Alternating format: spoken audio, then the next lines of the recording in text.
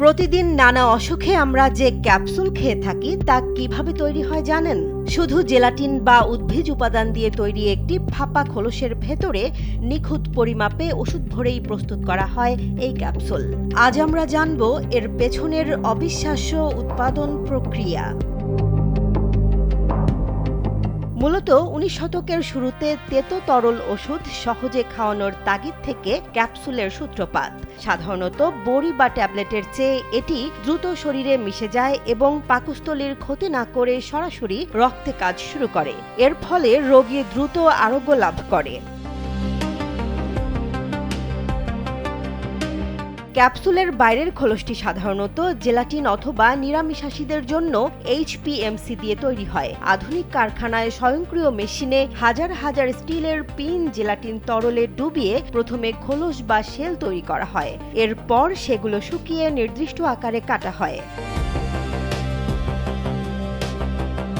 পরবর্তী ধাপ হলো ক্যাপসুল ফিলিং মেশিনের কাজ।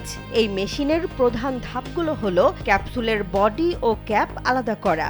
এক্সপার্ট ইঞ্জিনিয়ারদের দক্ষ হাতে দেশের মানুষকে প্রতিদিন সুরক্ষিত রাখার প্রত্যয় নিয়ে এলো সেফ সার্কিট ব্রেকার। নিখুঁত ওজনে গুঁড়ো বা তরল ওষুধ ভেতরে ভরা, ক্যাপ ও বডি পুনরায় জোড়া লাগানো, স্বয়ংক্রিয়ভাবে সিল করা। ক্যাপসুলের ভেতরে তরল ওষুধ ভরার জন্য লিকুইড এনক্যাপসুলেশন নামক বিশেষ প্রযুক্তি ব্যবহার করা হয়, যা লিকুইড লিক হওয়া বন্ধ করে। কাঁচামাল ও গুণগত মান নিশ্চিত করতে কঠোর কারিগরি ও সুরক্ষা সংক্রান্ত বিষয়াবলী মেনে চলা হয়, যেন আর্দ্রতা বা ব্যাকটেরিয়া ওষুধ নষ্ট করতে না পারে।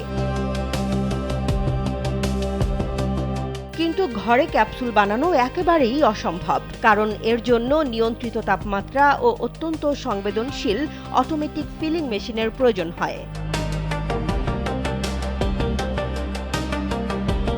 আধুনিক চিকিৎসা বিজ্ঞানের এক দারুণ আবিষ্কার এই ক্যাপসুল, যা আমাদের তেতো ওষুধ খাওয়ার ভয় দূর করে রোগ নিরাময়কে করেছে অনেক সহজ ও নিরাপদ।